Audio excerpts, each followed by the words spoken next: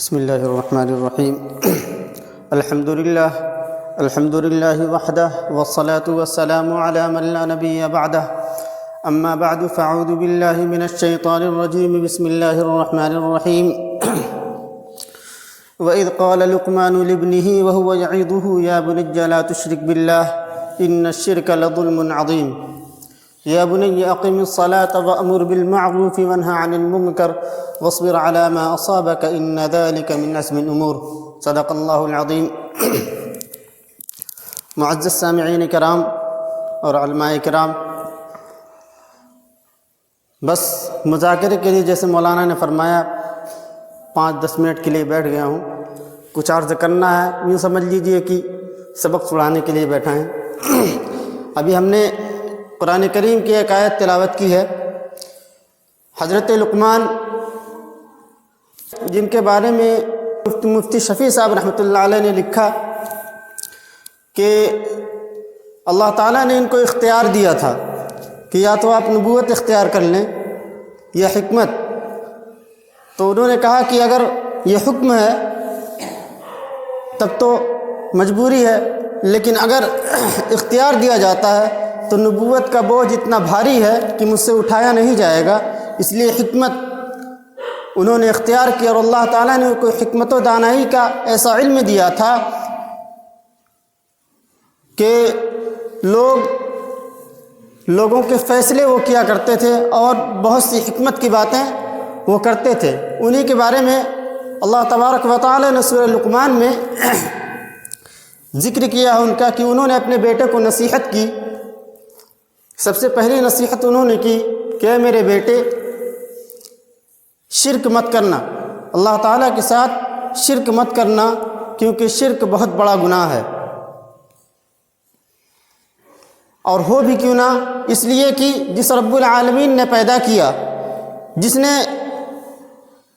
عقل و شعور دیا، جینے کا سلیقہ عطا کیا، زندگی دی، جس کی نعمتوں کا ہم دن رات فائدہ اٹھاتے ہیں، ہم اس کو چھوڑ کر کسی دوسرے کی پرستش کریں، کسی دوسرے کی عبادت کریں اللہ تعالیٰ کو چھوڑ کر، تو اس سے بڑا ظلم کیا ہے۔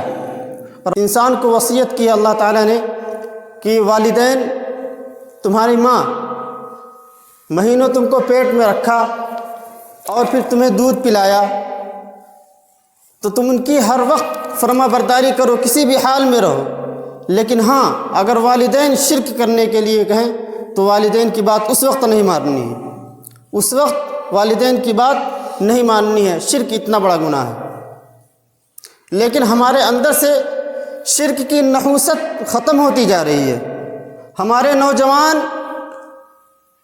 بہکاوے میں، دوستی میں، اور بہت سے دانشور سمجھے جانے والے لوگ یکجہتی کے نعرہ لگاتے ہوئے، یکجہتی کا نعرہ لگاتے ہوئے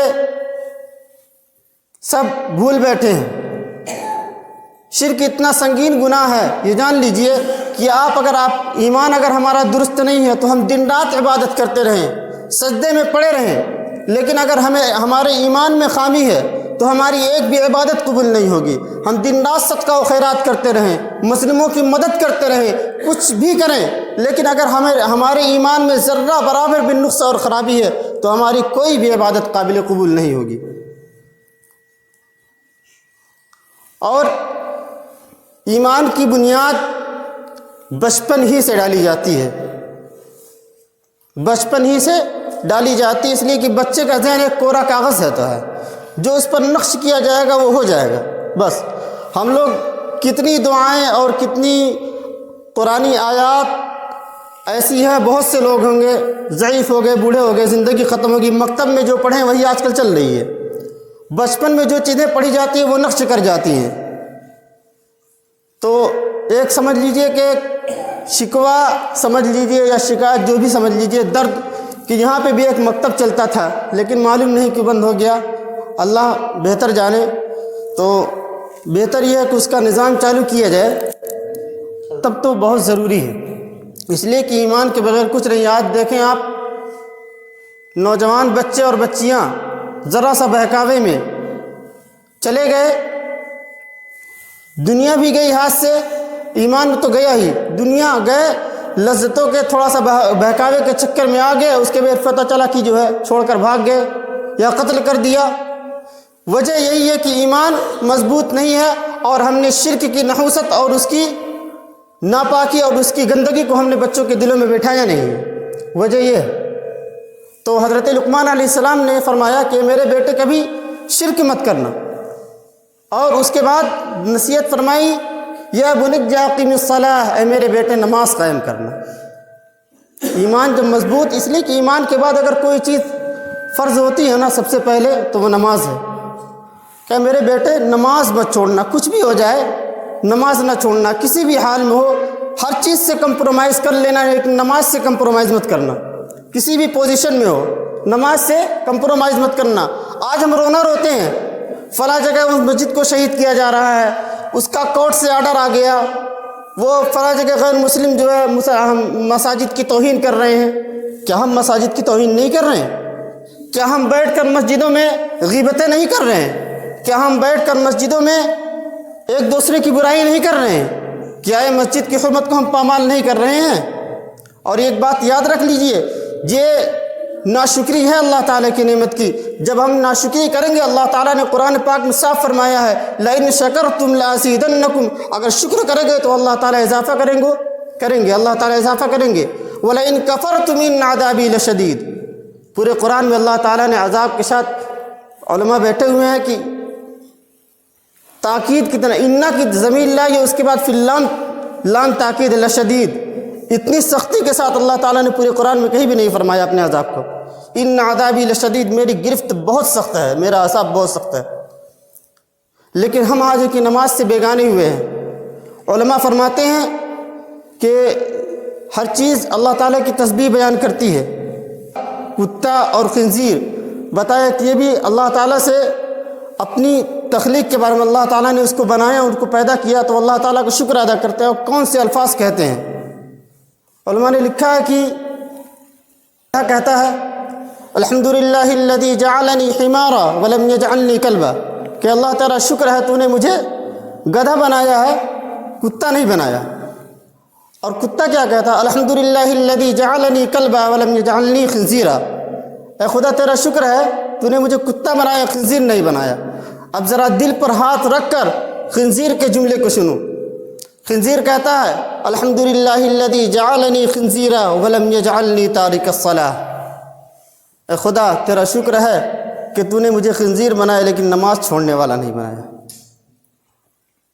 اتنا سنگین جرم ہے نماز چھوڑ دینا، لیکن آج ہم